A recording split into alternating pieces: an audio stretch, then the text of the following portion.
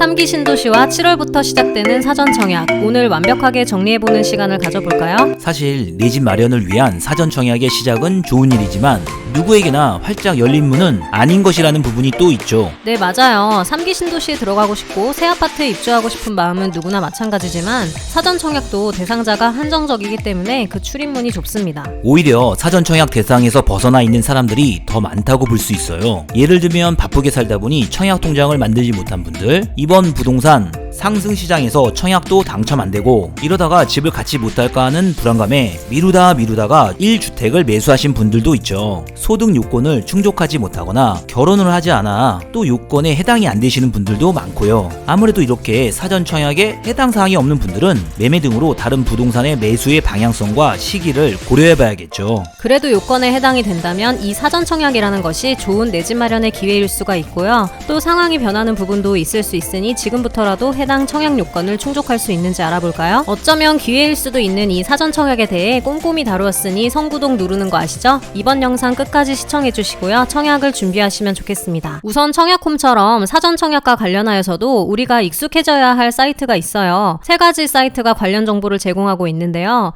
첫 번째 사전 청약 홈페이지, 두 번째 3기 신도시 홈페이지, 세 번째 신혼희망타운 홈페이지가 되겠네요. 특히 청약의 자격 요건인 소득과 자산 기준은 두 번째 3기 신도시 사이트에 나와 있는 소득 자산 기준표를 참고하시면 좋으실 것 같네요. 바로 시작해볼까요? 사실 사전 청약은 예전부터 있었습니다. 과거 보금자리 주택서부터 있었기 때문에 완전히 새로운 개념은 아닙니다. 최근 사전 청약과 관련한 정부 발표는 2021년 4월 21일 국토교통부 발표 자료인데요. 이 자료를 기준으로 최근의 사전 청약에 대해 살펴보는 것이 좋습니다. 그럼 한번 살펴볼까요? 2021년 4월 21일 정부는 3기 신도시 9,400호 등 사전 청약 3200호 확정이라는 계획과 세부적인 내용들을 발표했네요. 이때 발표되었던 내용들을 토대로 정부가 충실히 사전 청약에 대한 일들을 추진하고 있는 것이고요. 우선 사전 청약의 개념부터 명확해 보겠습니다. 정부의 표현은 사전 청약이란 공공택지 등에서 공급되는 공공분양주택의 공급의 시기를 조기화하는 제도로 무주택 실수요자의 내 집 마련의 기회를 앞당기고 수도권 청약 대기 수요를 상당 부분 해소하는 것이라고 했어요. 간략히 세분화해보면 사전 청약은 우선 공공택지 등에서 공급되는 물량입니다. 공공택지라는 것은 국가나 지자체, 한국토지공사 같은 공공기관이 조성하는 택지인 것으로 모두 다 잘 알고 계실 건데요. 아무래도 국가가 나서다 보니 일반적으로 민간업체가 개발하는 택지보다 공급 가격이 낮게 책정됩니다. 과거 1기 신도시부터 2기 신도시, 3기 신도시 등이 해당되겠네요. 이 공공택지는 다시 두 종류가 있는데요. 공공기관이 건설하는 국민주택, 공공분양과 민간 건설사가 사업계획 승인을 받아 자기 자본으로 건설하는 민영주택,